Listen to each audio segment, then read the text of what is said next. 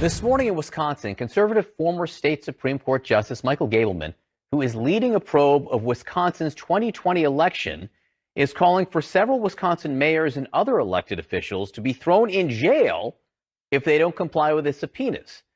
Joining us now is the Wisconsin Attorney General, Josh Kaul. Thank you so much for being with us.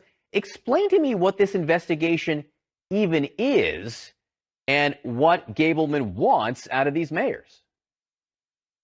Yeah, first, thanks for having me. This is an investigation that started in the middle of all these conspiracy theories we heard from the former president about the 2020 election. President Trump actually met with the Speaker of our Assembly. They met on a private plane, and this large-scale investigation was launched soon after. And it's theoretically a look into the 2020 election. What's happened, though, is that Justice Gableman has requested interviews and depositions, but in a way that's not permitted by law. The law says that he's supposed to do that in a public setting in front of a legislative committee. He's instead trying to do that in private, and so there have been challenges to his subpoenas. And now, because of those challenges, he has gone to court and seeking to compel private testimony. And if it doesn't happen, as you said, to put people in jail. And my understanding is mayors, and that's who he's threatening right now, they have no direct influence or oversight over elections in Wisconsin, correct? That's right. Some of the people he's tried to interview don't really have a role to play like mayors. Others do and are happy to testify. The administrator of our state elections commission, for example, testified just this past week about elections issues in front of the same committee that he's supposed to be representing. But instead of having that hearing in public, he's insisted on doing it behind closed doors. Does the law allow for these people who are not complying to be thrown in jail? Well, he has certain subpoena authority, but what we've argued is that he's gone way beyond it in asking this to happen behind closed doors. He's got to do it in front of the committee. Now, if somebody defies a court order, that's a different matter, but we don't have that right now. And in fact, we went to court previously to try to get this sorted out, but the court said that this issue wasn't imminent enough to address. Well, now we've got this new motion, and I expect that we'll hear from the courts soon on this. All right, we'll end up in court. There's another matter going on in Wisconsin. And again, no evidence at all. There have been investigations already. No evidence of all of any kind of fraud that would have overturned the election results. 21,000 votes separated Biden and Trump in Wisconsin. But you have a character, State Rep Timothy Rompton, I should say, who's running for governor, saying that what he wants is for the state to somehow decertify the 2020 election results now, throw out those electors. Is that even possible? Right. It's not possible. It's illegal and unconstitutional. And what it is the end of this more than a year now of the big lie. We've seen some Republicans in Wisconsin cynically try to use that to their advantage to pass voter restrictions or to conduct this Gableman investigation. And what had been simmering has now really boiled over. And some people are demanding that the election be decertified, even though there's no evidence that the election results from 2020 weren't accurate. And in fact, there's a lot of evidence that they were accurate. And the fact that decertification just isn't possible under the law. What does all of this, the totality of this, tell you about where things are right now in Wisconsin?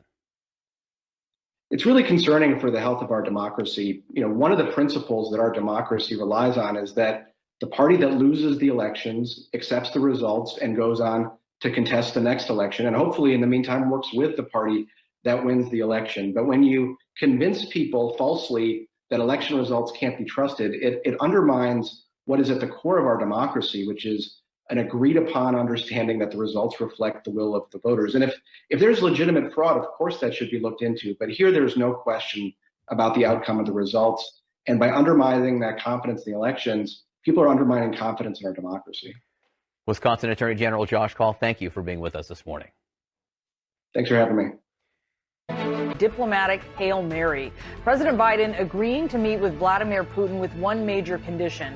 The Russian president must hold off on invading Ukraine, and that appears to be a big ask because new satellite images show intense Russian troop activity close to Ukraine's northeastern border. The U.S. also has intelligence suggesting orders have already been sent to Russian commanders to move forward with an attack on Ukraine. A White House official says Secretary of State Antony Blinken and his Russian counterpart Sergei Lavrov will discuss a possible Biden-Putin summit when they meet. The secretaries meet on Thursday, but there are concerns an invasion could begin before that. This morning, 75% of Russia's conventional forces are now in position to attack Ukraine. That is an enormous proportion of a very large army. Just moments ago, Air France became the latest airline to cancel flights to and from Kyiv, the Ukrainian capital. Our Matthew Chance is live there with the latest developments this morning, Matthew. And once again, there is this very real picture of what's happening on the ground while there's still a discussion about possible diplomacy. Your take. Yeah, you're right. I mean, look, there is at the very least now a glimmer of hope that the diplomatic path has not run its course yet, with that agreement that came in the early hours of this morning here local time, that in principle there is a possibility for the US and the Russian presidents to meet. That's going to be further discussed by the two top diplomats from the countries, the US Secretary of State, of course, Antony Blinken, and Sergei Lavrov, the Russian foreign minister. That meeting is going to take place in Europe at a location yet to be announced on Thursday. And so, you know, it's at least a glimmer of hope, but you've got to set that against the ratcheting up of tensions that we've all been witnessing across the weekend. Latest satellite imagery indicating that Russian forces are moving out of their holding positions closer to Ukrainian border areas. It's typical if there is an invasion about to happen. We already know that President Biden has said he's convinced the decision has been made by President Putin to invade. And then over the weekend, as you mentioned, there was that intelligence that CNN gained access to from the United States, that the orders had actually been given to commanders to attack. And so we really are in the 59th minute of the 11th hour.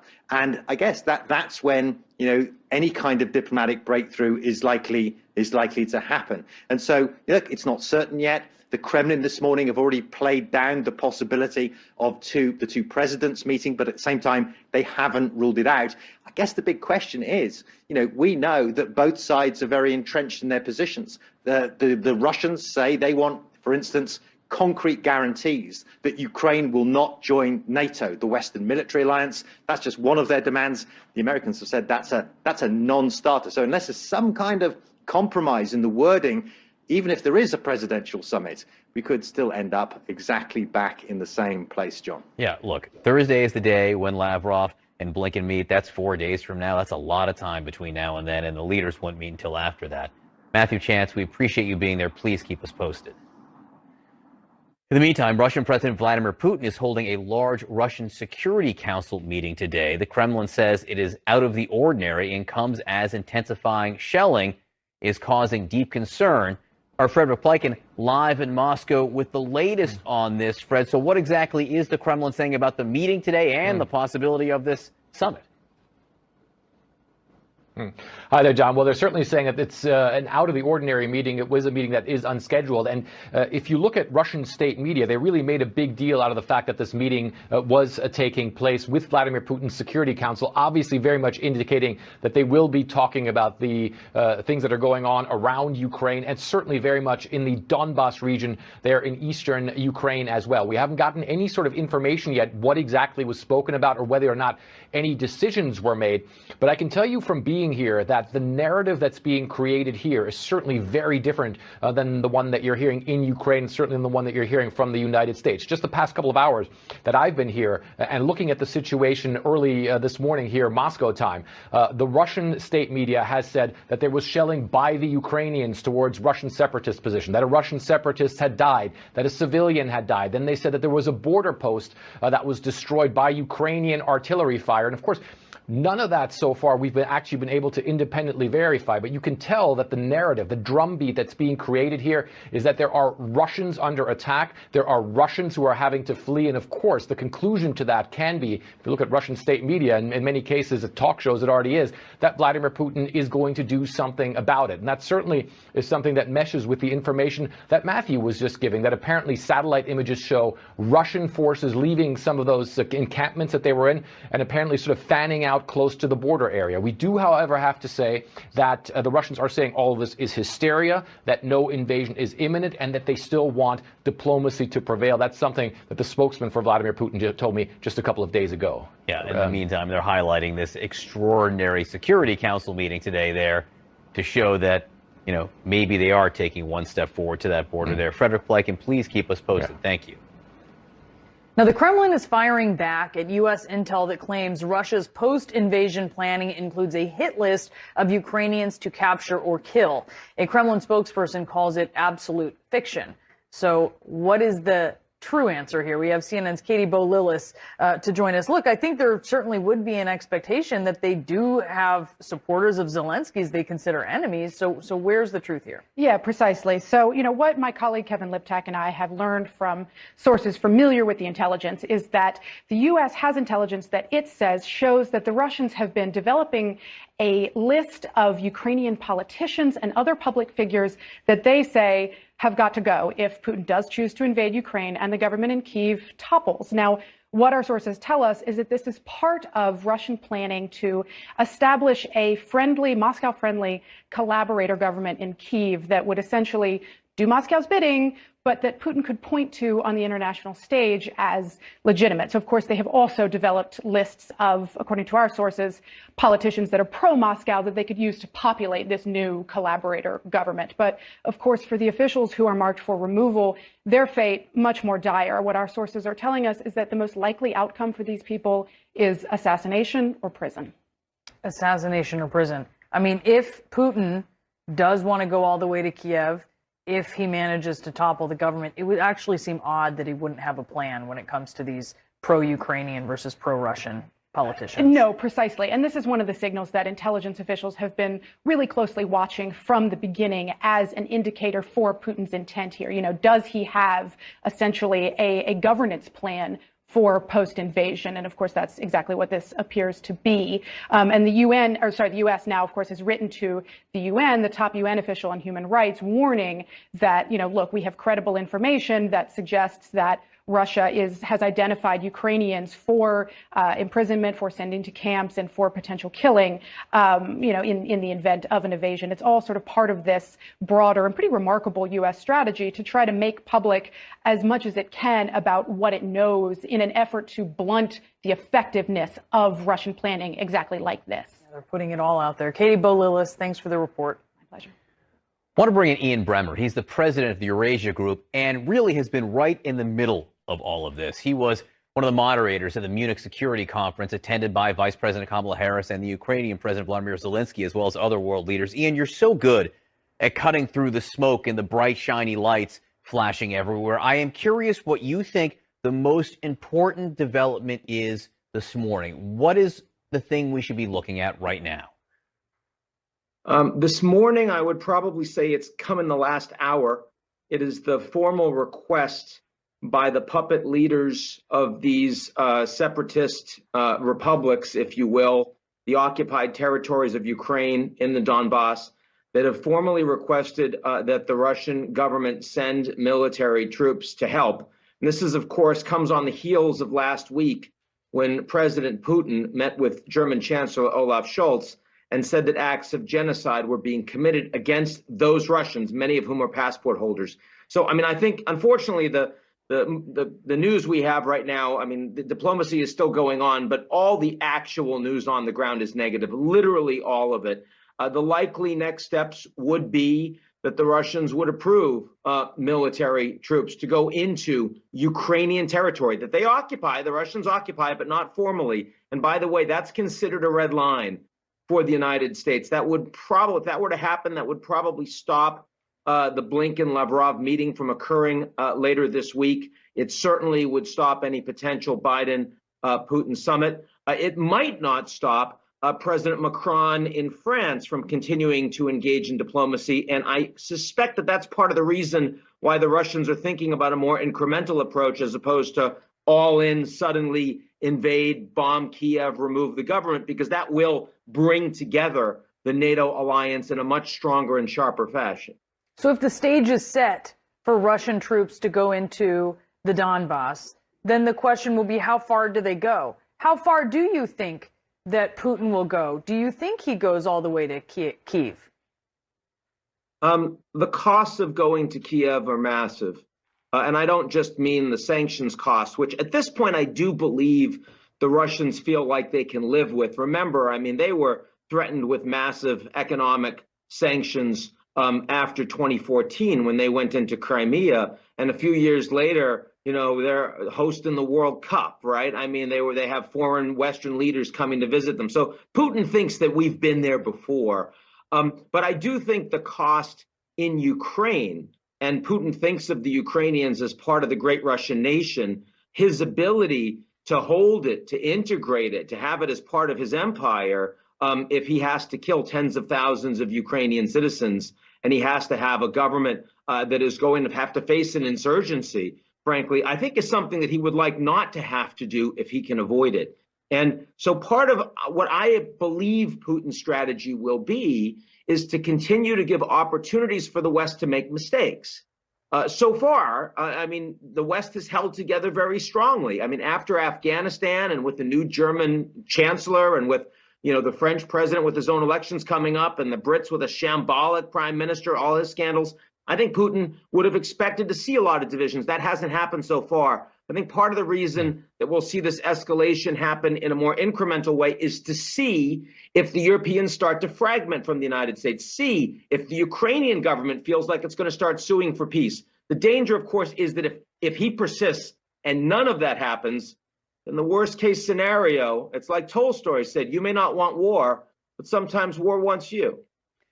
You know, Ian, one of the things you hear out there from an analyst is that President Biden has played a bad hand well. The thing about that is it still is a bad hand. At the end of the day, they're not great cards. You were talking about the idea that the president has been able to keep NATO allies together here. Do you think, as some have suggested, that NATO somehow is actually, ironically, as far as Putin is concerned, stronger and more unified today than when he started this adventure? John, there's no question about it. I mean, I've been going to the Munich Security Conference for well over a decade now. And, you know, this was by far the strongest and most coherent NATO has been. I mean, every year you go to Munich and they're talking about, oh, the Germans aren't paying enough. And no one's talking about who's paying the bill for NATO right now. It's true the Germans don't spend much on defense. The Germans are going to spend a hell of a lot more as a consequence of very tough sanctions on Russia than the Americans are going to. And they're not complaining about it. They're prepared to do it. So NATO absolutely feels stronger. But I also have to say the political consequences for Biden, if even after having playing this bad hand well, but it's a very bad hand, is that the Russians still go and they actually invade Ukraine and tens of thousands of innocent Ukrainian civilians are slaughtered. I will tell you the impact that will have on Biden domestically will be horrible. Our country, of course, is very divided. Trump was beaten on for 4 years for being seen as being a pawn of Putin, too aligned with the Russian president. And yet it's under the Biden administration that they lose Ukraine. I mean, irrespective of whether it's Biden's fault or not, or if Trump would have done something different, I think that's going to be entirely too juicy for the Republicans to avoid. And I think it'll be a serious problem for Biden. Indeed. Ian, thank you so much for your insight. Ian Bremmer with us this morning. President Biden agreed in principle overnight to meet with Russian leader Vladimir Putin if Putin holds off on invading Ukraine. Ukraine, the U.S., and its NATO allies insist that war can still be averted through diplomatic and other non-military means. While we believe President Putin has made the decision that the die is cast, until that die actually settles and until the tanks are actually moving, the planes are actually flying, the bombs are actually dropping, we're going to do everything we can with diplomacy and with deterrence and dissuasion to get President Putin to reverse the decision that we believe he's made. And part of that is making very clear what he risks in terms of sanctions. Joining us now is Congressman Stephen Lynch. He is a Democrat from Massachusetts. He's also chairman of the National Security Subcommittee, which held a hearing on the crisis in Ukraine last week. Sir, thanks for being with us this morning. And I just wonder what you think the chances are of this Biden-Putin summit actually happening. Well, good morning, Brianna. Thank you for having me. I think some of the intelligence we've heard as of yesterday and last night is that the the tactical commanders have been given instructions to put the invasion into action. So they're mobilized. I'm not sure if this last back and forth is meaningful. I know that President Macron of France was trying to encourage this meeting, but I'm not sure that under the circumstances that this was really going to happen. Is it all just theater on Russia's part, in your view? I think that there's indications of that. If you look at what happened in Crimea, they denied what they were doing right till it happened. So there's very little trust there. This seems to be the way Putin operates. Is there any diplomatic way forward, anything that can be gained diplomatically here in the coming days? Well, if Putin relented, yeah, I do think that that's possible. I think that certainly the EU and NATO are willing partners in any type of dialogue, anything short of war, right? So, but ultimately, I think the decision lies with Mr. Putin. I think that it's his troops that are mobilized. He seems to have 75 to 80% of his conventional forces in position. He seems very deliberate in what he's trying to do here. There seemed weeks ago to be an appetite, potentially, I guess, holding its nose, the administration would have for a limited incursion into Ukraine. It doesn't really seem that way anymore. You have Senator Chris Coons, who obviously has a pretty good ear to what's going on at the White House with President Biden.